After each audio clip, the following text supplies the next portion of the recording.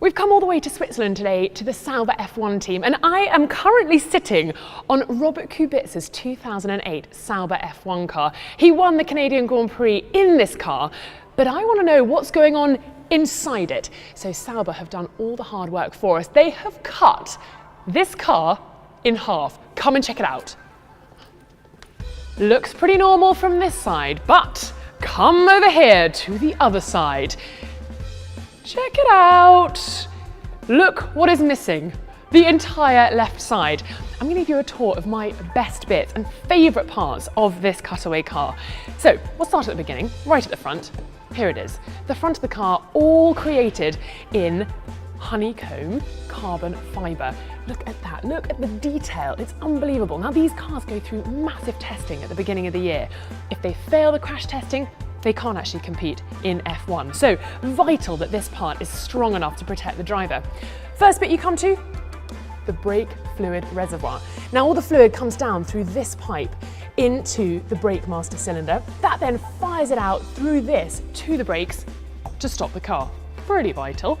And of course, someone's got to do the braking. So if we come down here, Nico Hülkenberg's lent us his left shoe. Now, okay, it's on the right pedal, but you can see there's the accelerator, and it's completely locked in, the shoe, because it's got these shoulders holding it in place. They don't want to be knocking the steering column. They don't want to be affecting the other foot. So it's really held in, and there is absolutely no space. So I don't think I'd fit in one of these cars with my big feet. Then we move down here. We've got this wooden resin right at the bottom, and that is the last layer of an F1 car. And just here, in between the carbon fibre and the wood resin, you can see tungsten. Now this is ballast.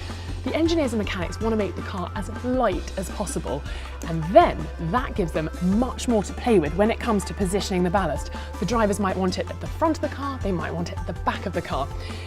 And here, above all that, is a fire extinguisher. Yep, you've got a rubber casing here and then a carbon fibre outer layer. Now there's a compressed gas little piston here that fires it in if the driver pushes this button here that says fire. So Mark Webber, perhaps he was thinking about the fire switch a couple of Grand Prix ago. That would have then triggered the piston.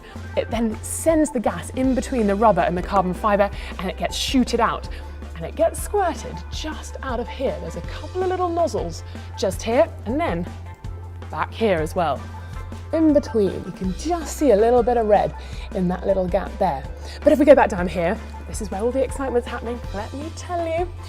We've got some leg protection here above where Nico's leg would be. It's just made of foam, goes all the way along his legs. Very nice. And then back down here, we've got the team radio. So when you hear the drivers talking back to the teams in the pits, this is what is doing it all. Unbelievable to think it's just sat underneath their legs.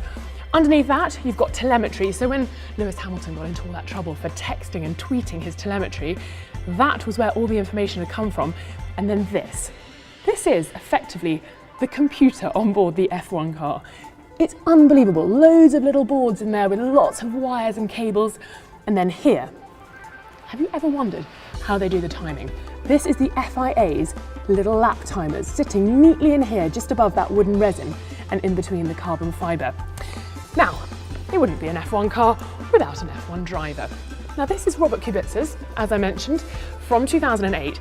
Because he's a little bit taller, they had to cut away his seat. Right here, they've just drilled a hole because the FIA has another rule. These cars are full of rules and regulations, and you do not want to get them wrong. From here, at the top of the chassis to the top of the roll hoop, you cannot be taller with your helmet from the diagonal line between the two. So with Robert, they had to simply drill it away so he could fit in. Otherwise, no racing for Kubicy. Then, behind Kubicy, we've got the fuel cell. Lots of different compartments, and that's to make sure the fuel doesn't kind of swish around when the car's going along. So just in front of the fuel cell is this part that's actually quite squidgy, and this is to protect the driver and the helmet. And it's made of this foam, it's kind of memory foam. You can see it's springing right back, and then there's a harder foam here to take the impact.